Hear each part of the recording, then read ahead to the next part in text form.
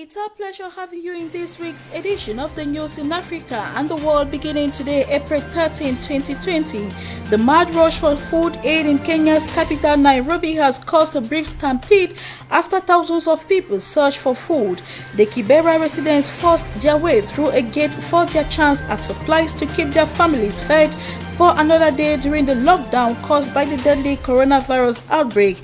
The incident in the impoverished vicinity caused many injuries, including women and children. They were desperate for help as restrictions over COVID-19 made it harder to go out and fend for a daily meal. More than 500,000 people live in Kibera and many live on less than a few dollars a day.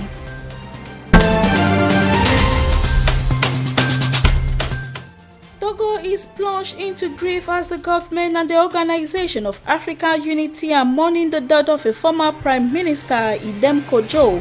The former diplomat died at the age of 82 in the French capital following a stroke attack in which he was hospitalized for 9 months. In Togo, he had spent a 2 stint of Prime Minister and has held a ministerial post years before.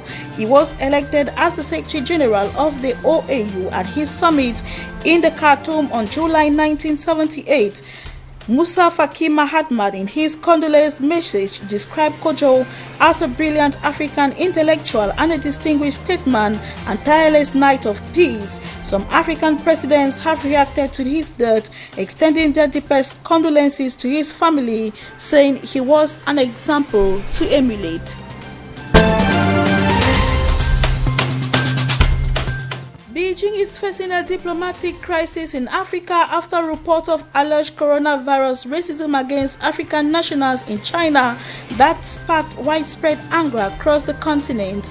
African students and expatriates in the southern Chinese city of Guangzhou were last week subjected to forced coronavirus testing and arbitrary 14 self-quarantine regardless of recent travel history amid heightened fears of imported infections. Large numbers of African nationals were also left homeless after being evicted by landlords and rejected by hotels in the city. The incidents have sparked a diplomatic race war with the African Union, various African governments, and even the United States, all putting pressure on Beijing over the reported treatment of black migrants who are predominantly from African countries. Ghana, Nigeria, Uganda, and Kenya are among those that have asked for explanations from the Chinese government.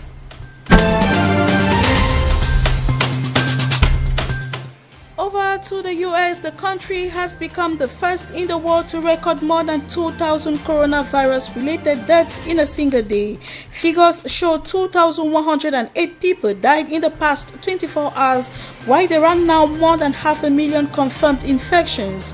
The US has surpassed Italy as the country with the most coronavirus deaths worldwide, but experts on the White House COVID-19 task force say the outbreak is starting to level off across the US. Over 500,000 Americans are now confirmed to have the coronavirus. At the White House, the president sounded a night of cautious optimism. Meantime, there is a desperate rise to test more Americans quickly, as governors in many US states say they do not have enough protective gowns and masks to respond to the wave of infections they are expecting.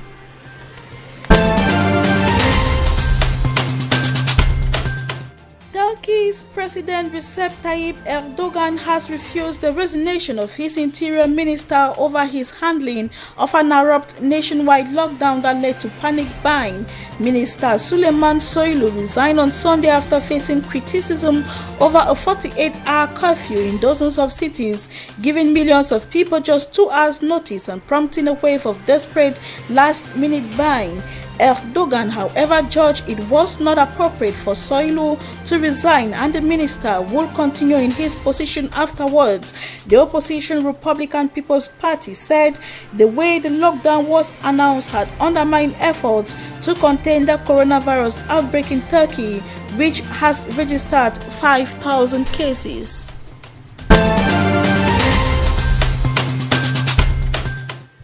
In non-economic news, the Organization of the Petroleum Exporting Countries, Russia and other oil-producing nations have agreed to cut output by a record amount representing around 10% of global supply to support oil prices amid the coronavirus pandemic.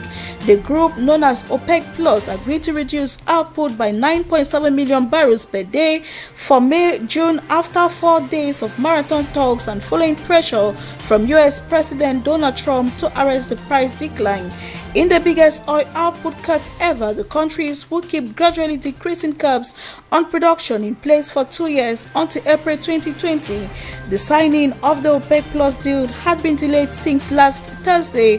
However, after Mexico talked at the production cut it was asked to make.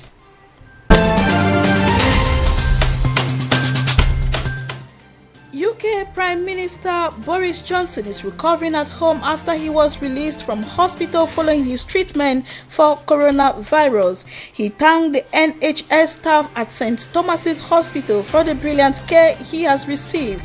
Speaking in a video message just hours after he left the hospital, the Prime Minister expressed optimism the UK was making progress in this incredible national battle against COVID-19. He added the doctors and nurses had made decisions that he would be grateful for the rest of his life. He was admitted to hospital in London last week and spent 3 days in intensive care. The Secretary of State Dominic Harab is currently filing in for Prime Minister, leading the government in meetings and making decisions while the Prime Minister Boris Johnson fully recovers.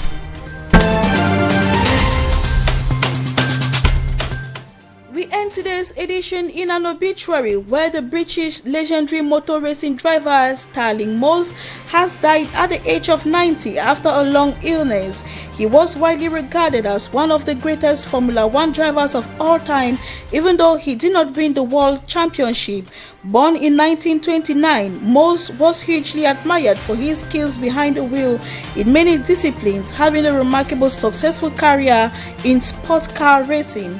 Moss retired from public life in January 2018 because of ongoing health problems. The legend's former team, Mercedes, said motorsport had lost not only a true icon and a legend, but a gentleman. Tributes have poured in from around the world. That is how we saw it for today's edition. Thank you very much for being part of us, and do have a blessed week start in the company of programs on DBS television. Until we meet, do take care.